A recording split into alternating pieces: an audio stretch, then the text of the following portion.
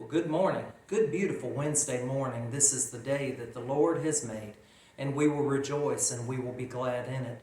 I'm so glad that you've been able to join me for just a few minutes this morning for a single verse of Scripture, Ecclesiastes 6, verse 9, and to think about where we are in the middle of this week and to point our faces toward a Bible-believing church where we can go and we can be a blessing as well as be blessed. Tonight will be our final night of revival. We are having a revival here in Little Frogsboro, North Carolina. It has been outstanding so far.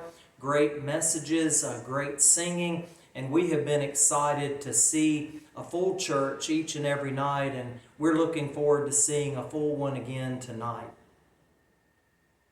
As I said, we are coming out of Ecclesiastes 6, verse 9.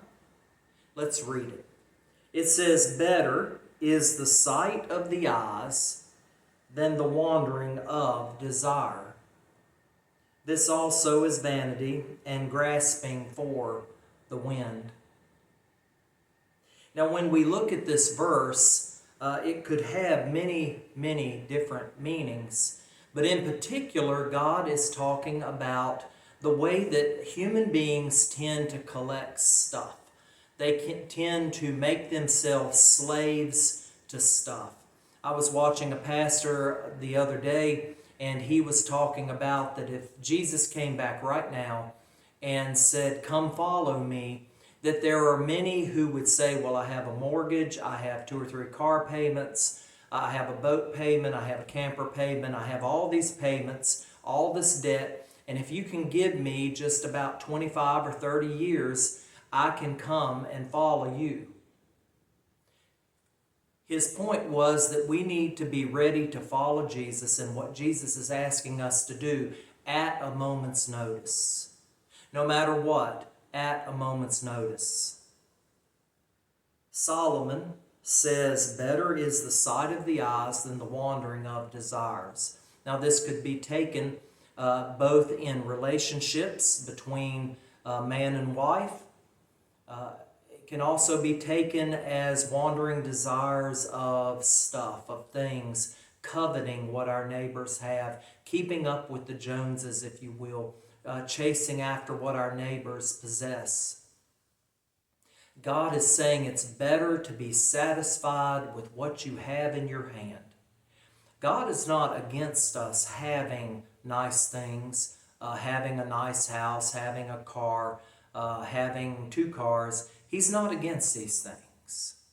He is against them becoming the treasure of our heart.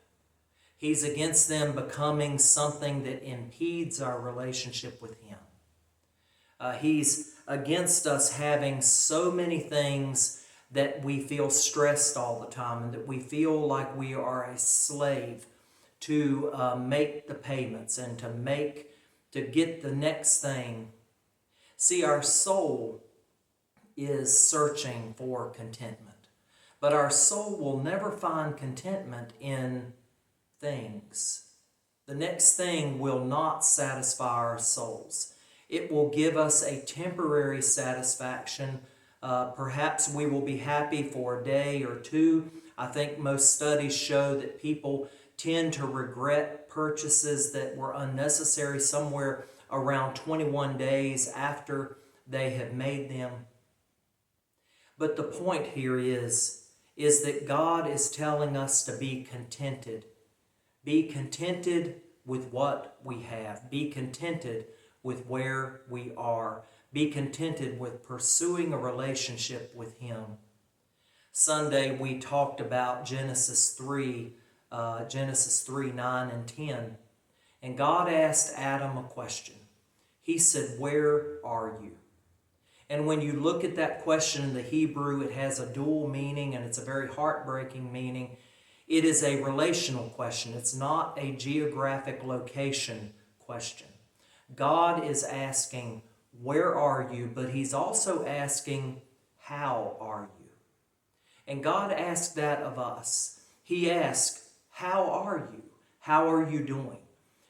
when we are a slave to the stuff and to the next purchase and to jobs that really we don't like, but we got to keep doing them because, well, we need that paycheck to make the house payment.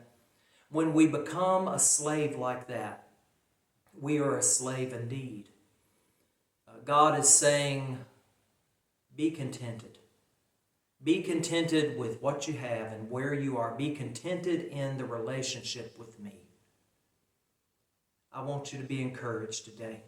No matter where you are, you can begin today to be in that better place of relationship with God.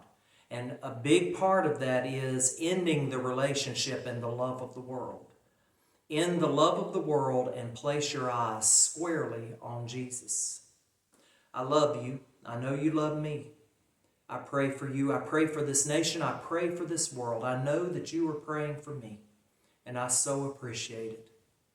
I want you to have a great rest of the week. If you can join us tonight at 7 p.m. at Oakley Bethel Baptist Church in Frogsboro, North Carolina, you come and be a part.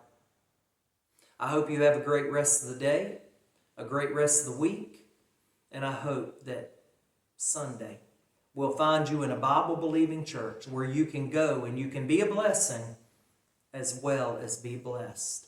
You have a great day.